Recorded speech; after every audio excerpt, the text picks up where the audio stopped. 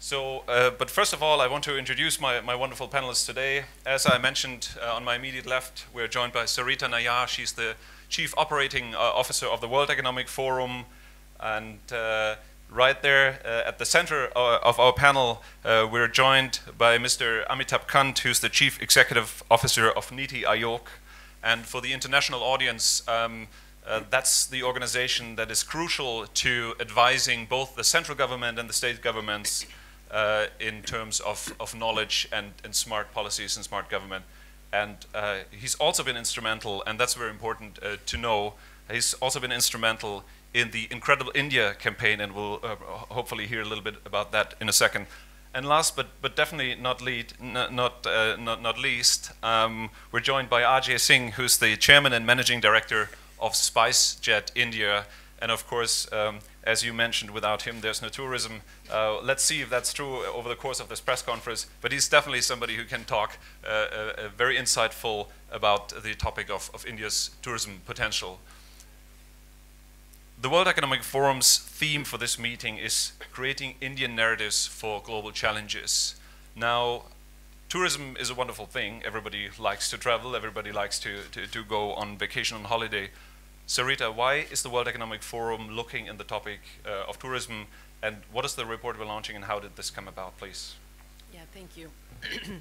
So travel and tourism, I mean, as was just mentioned, is something that we all do, we all love to do, and actually it has been growing as a global sector and industry quite aggressively. We've seen unprecedented numbers of people traveling overseas or internationally. In the 1950s, we had about 25 million people who were traveling globally, and now we are at 1.2 billion people. And this is expected really only to continue to grow, maybe to 1.8 billion is one forecast for 2030. So the other good news around this growth is that actually this growth is higher than the global GDP growth for the last 6 consecutive years. So it's clearly an opportunity area globally and for all countries, and that's one of the reasons the forum is very excited to be working on this area. From a global standpoint, the aviation, travel, and tourism industry is almost 10% of the GDP and another 10% of the jobs that are created. So from that standpoint as well, it's really a sector that has a lot to contribute to growth, to employment, and of course, along with that, to fostering development and developing tolerance among us individuals as well. So India has also made significant progress, and as you might be aware, we do conduct a travel and tourism competitiveness study and issue a report. And the most recent one this year actually shows that India has moved up quite a few places in its ranking, and it's now at the 40th ranked country. And so this fastest growth in terms of the positions and ranking is really a very good indicator of both the potential and the achievement so far.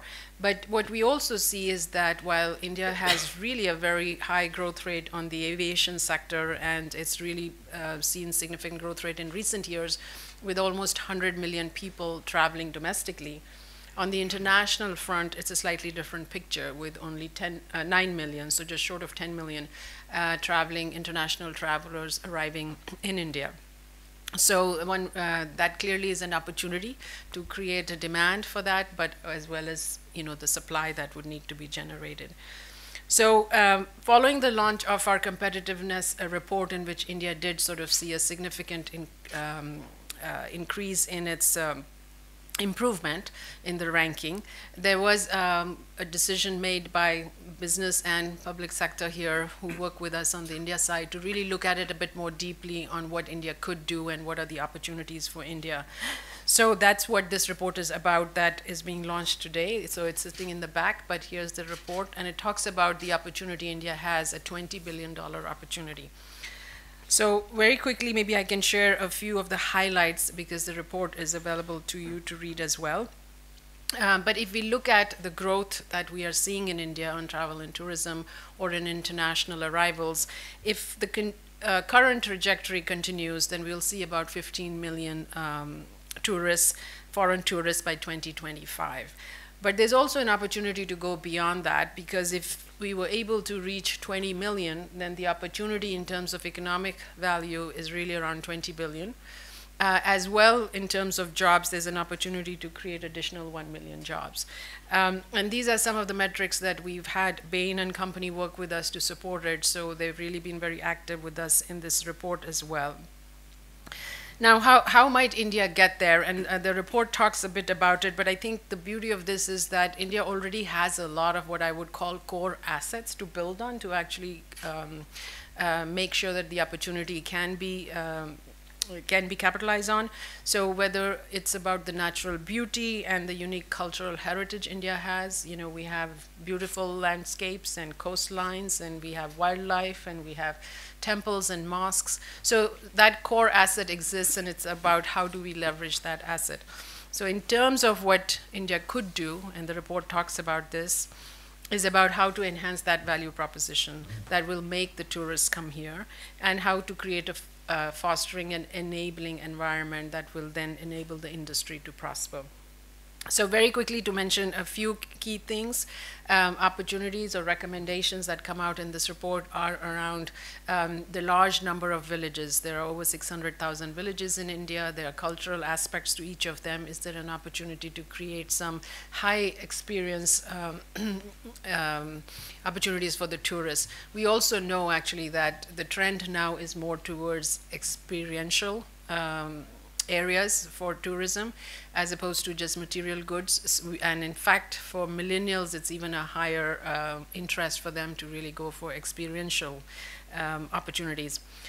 Then, of course, the Incredible India campaign, that has been quite a successful campaign and really has been a very strong campaign. There's an opportunity to take it to another level in terms of, you know, playing in the digital arena and working through social media and building on certain best practices and examples from the other parts of the world in creating websites, you know, where tourists can review the various areas that they go to and create content.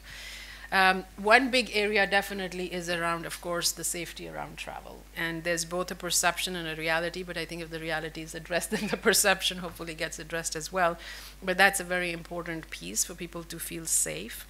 Then, of course, we have physical and digital infrastructure in terms of especially that last mile. If there's an opportunity to create experiences in remote parts of the country, then how do you ensure that you can actually reach them? And another core asset India has is the labor, right? So there's a lot of labor available. Can we create and skill people to create that, train them to create quality experiences and that quality experience for tourists? So those are some of the areas in terms of the recommendation that the report talks about. There is one very concrete area of recommendation that the report is suggesting, which is to create a tourism board at a national level, to create sort of a public-private composition of this board that would then allow to make progress around working on, enhancing industry coordination across the various industries, even perhaps various ministries that have a role to play, how you can build talent in a more coordinated manner. So if you look at how certain other parts of the world that are very strong in the tourism area have done this, they have usually had something like that at a national level. And certainly the states, of course, also have to come into play. So there might be opportunity to maybe test something or do a pilot in a state level. So the report really goes into it. I'll stop there. There's a lot in it, and you can look at that to get some of the details behind all of those. Thank you, Sarita. And we weren't very subtle in stealing your idea to give this report a title when we called it Incredible India 2.0, and I'm pointing directly at my colleague Tiffany Misra, who has been instrumental in pulling this report together. But the Incredible India campaign was kind of, it's fair to say it sets the gold standard for how to market a country as a tourism destination. And I won't name any names, but a lot of countries try to copy that and try to follow in your footsteps. Now, if I remember correctly, the campaign was created almost 15 years ago. Now, with everything that we call this report 2.0, with everything that happens, how people have changed, how they book a trip, how they inform themselves about a destination, what would you change? What would the Incredible India 2.0 campaign look like if you had to do it all over again today? Let me first compliment Sarita and her team from the World Economic Forum on this very excellent report on travel and tourism, because tourism is a multidisciplinary sector. Putting it all together is not an easy job, and it's been done exceedingly well in this report, so my compliments Thank to you. you. It's a report with a vision, with a foresight, and with a clear perspective. So I think, first of all, congratulations to World Economic Forum. Secondly, you know, it's far more easier to brand a single product destination. If you're branding a wildlife destination like South Africa or a beach destination like Maldives, it's far more easier, but it's very difficult and a very complex exercise to brand a country like India, which is bigger than 24 countries of Europe, and which has very vast, varied products, from wildlife to heritage to beach to backwaters. It's just got everything, and it's got a very vibrant culture. To brand it was a very, very complex exercise, and nothing comes closer to it than incredible. And it is an incredible destination in many ways. So I really think that it was a unique thing. But you know, Incredible India destination marketing was undertaken at the peak of a crisis, when the Twin Tower blast had taken place, and we were confronted with several other crises. There was an attack in Afghanistan. There was a war in Afghanistan. There was an attack on Parliament. The airlines had started withdrawing. Our hotels were doing 18 to 20% occupancy. We had very few hotels then, but they were doing very limited, occupancy, and there was a huge crisis. Those days, tourism used to be sold through tour operators. So we went to international tour operators. We said, in your tour packages, you put India. We'll buy advertising. They said you can buy the whole brochure, but India will not sell. Simply because there was no consumer demand at that point of time. The world wasn't traveling, and it wasn't traveling to South Asia for sure. And the challenge was that at that point of time, Thailand, Malaysia, Singapore, everybody had stopped advertising. At the peak of that crisis, we took that Incredible India initiative, and we did a 360-degree initiative. And we launched that campaign, which brought consumer demand back to India.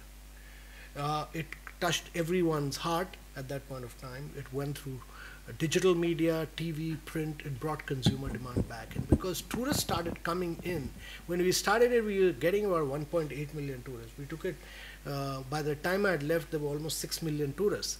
So the demand, it was a marketing-led approach. And what it led to was because there was demand coming in, it led to the arrival of low-cost carriers in India. And the low-cost carriers then showed that there was a demand for both international and domestic tourism, and that led to the creation of new infrastructure. So Hyderabad, Bangalore, Mumbai, Chennai, Calcutta, Delhi airports are a creation of that generation of demand. It was a marketing-led strategy. And what India needs now is again a marketing-led initiative to take India to the next level of growth. So while 20 billion is one figure quoted by this report, to my mind, what India needs to do is to grow rapidly at 10% per year, year after year for 3 decades. And if you want to grow, if you have that ambition and hunger to grow at 10% plus for 3 decades, then you can't do it without travel and tourism. Firstly, you can't keep growing without creating jobs. It can't be a jobless growth strategy. It has to be growth with jobs. And if you want growth with jobs and you want to grow for 3 decades, you can't do it without tourism, because this is the sector which will create jobs. And if you want to create jobs in India, the sector to go for is tourism. And therefore, as we discussed in the morning, India needs to focus on creation of 5 states which will champion tourism. We need 5 integrated circuits, and we need 5 destinations, and we need reinvigorated, redesigned Incredible India 2.0, which will penetrate global markets, and which will penetrate key markets. So you need to do that research, that what are the existing markets from where you get key tourists, what are the new markets you will generate, and what are the markets you will seed for the future. You need a strategy for the next decade which will take India to the next big quantum jump. This can't be done without infrastructure. This can't be done without great entrepreneurs like Ajay Singh who provide connectivity. It can't be done without great tour operators. It can't be done without airports. And Indian airports must become the hub, the regional hubs for South and Southeast Asia and for the entire Gulf region. They are the world's best airports now, and therefore they must become the key drivers of India's growth. So infrastructure, airport, airlines, private sector, all of us, with government as the key catalyst to launch Incredible India 2.0, has to be a partnership effort to make travel and tourism as the key catalyst of growth for India's future. Thank you, Amitabh, and you spoke with such passion that I think I'll open a hotel tomorrow in India to benefit from that. That's the fastest way for you to become a billionaire. Well, I'll keep that in mind. But Ajay, I'm sure you would subscribe to the goal and the attractiveness of 10% growth over 3 decades. But you are leading a business, and while SpiceJet has an impressive track record of growth, you know this is not easy to achieve. From your perspective, from your business perspective, what are the biggest hurdles for you to achieve these targets and for India to achieve these targets? I think firstly, there's no question that this needs to be done. I think the aviation sector has shown that we've been growing at 20% every year for the last several years. And if infrastructure keeps pace, we will keep growing at that pace for the foreseeable future. So certainly, I think the goal that Amitabh is mentioning, we definitely need to subscribe to it. And you know, this is a young country. It's probably the youngest country in the world, and therefore it also is probably one of the most impatient countries in the world. We can't keep waiting forever. We need to set a goal, and we need to set a strategy in place, and we all need to work together to make it happen. I think significant challenges, of course, as in all things in India. While there is terrific potential, we have this amazing, beautiful country and really incredible places to see, and of course, you know, huge compliments to the team which did Incredible India, including their leader, Mr. Kant. I think we need to actually look around the world and see what the world has done and which countries have succeeded and why they have succeeded. We should not try and start creating completely different rules in India. We should see what has made France work, what has made the United States work, what has made even small countries like Dubai work, you know, destinations like Singapore, Malaysia, what has really made them work. And I think a lot of the answers are contained in the report that you so ably put together. It's just that we need to get champions on all sides, champions in government, at the level of the state. As we discussed this morning, let's pick 5 destinations. Let's ensure that there are 5 chief ministers of 5 states which will champion this. Let's get the private sector involved. Let's get the central government involved. And let's have a program where we ensure that those 5 destinations are absolutely world class. The experience of going to those 5 destinations is absolutely world class. The airport is world class. There are enough flights going into that airport. As you emerge from the airport, you get a, you know, first-rate taxi service. You have foreign exchange conversions. You have a way in which clearances for things like just go out and get this done. Thank you, Ajay. And let me follow up on one point you mentioned. You mentioned how young India is, and you mentioned the impatience. But these young people are not just tourists looking to new experiences, new travel experiences, but they're also looking for jobs. So in the tourism sector, in the aviation sector, what are the skills that are currently missing and will be most needed in the coming years to realize that that perspective? And Amita, please feel free to jump in if you have to. And you know, we need lots of everything here. If the aviation sector is growing at 20%, we need just so many more pilots. We need first officers. We need aircraft technicians. We need cabin crew. We are just creating so many jobs all the time. And India, being this young country that it is, we have people with the potential, with the education to be trained to do all these jobs. In tourism, of course, we need tour guides. We need people who work in hotels. In all sorts of jobs. So India has this unique opportunity of skilling its young people and creating jobs not only within our country but actually exporting them to the world. We have people who can speak in English. That's a huge positive to start with.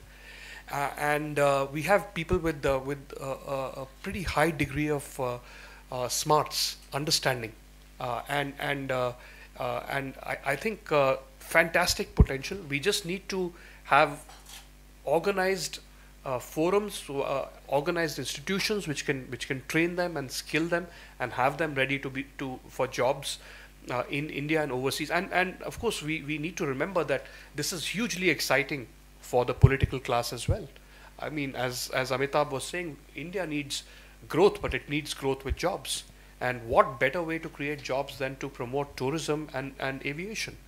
I think these are two of the greatest creators of jobs in the world. And I think this needs to be brought to the attention of every political leader in this country to say that by implementing the steps that are suggested in reports such as the WEF report, what will happen is that a huge number of jobs will be created, and that will get great political capital for our leadership. There's an important point, and that is, the world of travel and tourism was actually designed for the Western tourist. All these institutes of hospitality at Lausanne in Switzerland were all designed for the Western tourist. If you look at United States of America and if you look at Europe, 90% of them have already traveled abroad. They've already traveled. If you look at emerging markets, only 5% of the emerging markets have traveled. And as the GDP grows, as per capita income grows, Indians, Chinese are growing in massive numbers. So India is sending out, India is actually sending out 18 million outbound tourists. 18 million. Look at China. I mean, you go to any heritage site in France, everything is in Chinese. So you have Chinese brochures, you have Chinese websites, you have Chinese guides. So there's a new class of tourist who's coming in, and that's the Indian tourist. So Indians are outspending Americans in UK. Indians are outspending Chinese in Singapore. So what is going to happen is that much like in the 70s you saw this guide in front with Japanese tourists at the back, the next decade will be of Indian tourists with a guide in front, Indian. So Indians will be traveling all over the world. And it'll be very difficult. The Americans and the Europeans have already traveled. They're not going to be the big spenders. The big spenders will be the Indians. And therefore, there's a huge opportunity that the Four Seasons of the world, the Ritz-Carltons of the world, the Marriotts of the world will have to redesign their product for Indian travelers. And therefore, you will need a lot of Indian managers to manage the Gujarati tourists who travel, or the Bengali tourists who travel, or the Delhi tourists who travel, and therefore the new set of jobs, and you're finding this actually, many of these new general managers of hotels abroad are all Indians. I mean, the Taj, the new CEO is a guy who went to Germany many years back and is coming back to head the Taj here, or so on. The many, or the earlier one also. So you will see that Indians will take over And one of the big investments India has done is in creating the institutes of hospitality management, 25 institutes of hospitality management. It's a big success story. And so we've been able to create managers, but we need to get into the next league. We need great chefs. We need great guys who can do, who can clean the bed sheets, who can, the nitty-gritties of hotel. And therefore, these institutes of hospitality management have to be, the infrastructure is there. We need to convert them into 24/7, 365 days a year, round the clock, 3 shifts, to train a whole lot of people into managing the nitty-gritties of hotels. Thank you, Amitabh. I know I've overrun, hopefully, and that's very bad for a Swiss organization, but let's see if there's any questions in the audience to our panelists.